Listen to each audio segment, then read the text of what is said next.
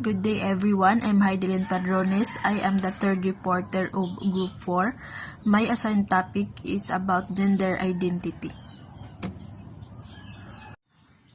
So, gender identity, it refers to a person's deeply held sense of their own gender.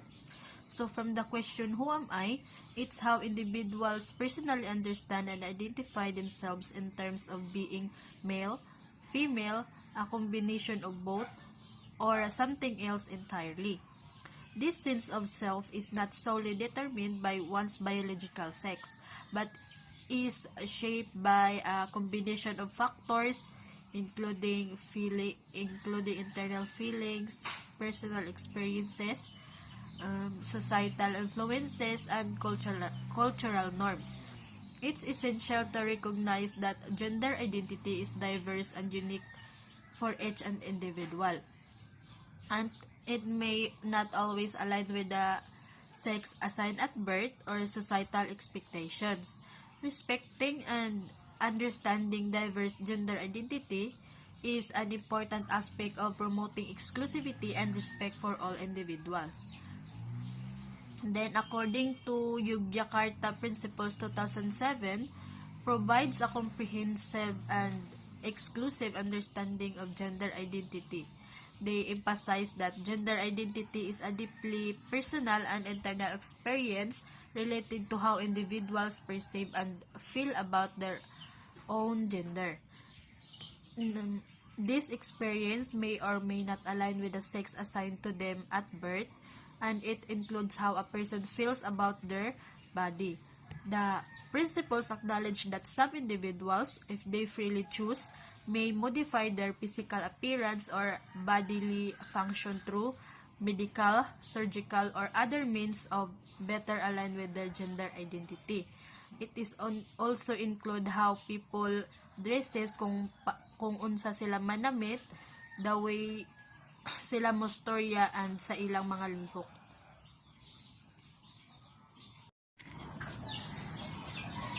Gender identity are categorized according to: first, cisgender.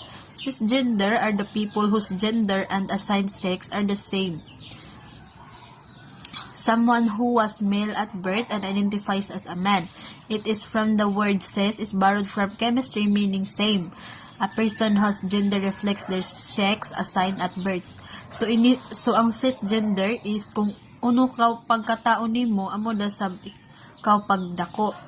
If lalaki kaw na tao, pagdako nimo, lalaki ra kaw gihapon or babae. So, familiar naman ta kung unsa ang transgender. For example, babae kaw gipanganak, tapos pagdako ba nimo is gusto ka mahimo ng lalaki. So, may imo chance na mautro ang imong gender through surgical operations. For example, kang Charis Pempengco, di ba? Sa una is babae siya. Tapos, pagkadugayan is gusto ba niya mahimo ng lalaki, so nagpa-surgical operation siya. So, kuman, lalaki na siya, tapos pati pa iyahang pangalan, iyahang gipautro. Sa una is Charis Pempengco, tapos kuman Jake Cyrus na siya. The LGBTIQA stands for lesbians, gays, bisexual, transsexuals, intersex, queer or questioning, and ally. This is belongs to mga transgender gihapon. Under the gihapon sa mga transgender. First is ang lesbians. So, lesbians, women who are primarily attract romantically, erotically, and emotionally to other women. So, ang mga lesbian is mga babae na ma-attract na gihapon sa kapwa nila na babae. Next is gays. Experiencing attraction solely or primarily to some members of the same gender. Can be used to refer to men who are attracted to other men and women who are attracted to women. An umbrella term used to refer to the queer community as a whole or as an individual identity label for any who is not straight. So, inisiya is mga lalaki na ma-attract sa kapwa ra gihapon nila na lalaki or mga ginatawag na nato nga mga bayot or yan mga straight na lalaki. Third is bisexual. So, ang mga bisexuals is ma-attract sa babae or sa mga lalaki. Next is transsexuals. So, ang transsexuals, mura rin gihapon siya og transgender na. For example, gipanganak ka na lalaki, so, pag dako din mo ba imo choice na magpa-alter ng imong gender through surgical operations. Next is intersex. Intersex is a person with a less common combination of hormones, chromosomes, and anatomy that are used to assign sex at birth. So, for example, ani is si Maher Ay Burhan. Nagipanganak siya na babae, pero pagdako ba niya, dito pa nila na-discover na isabi siya ka lalaki.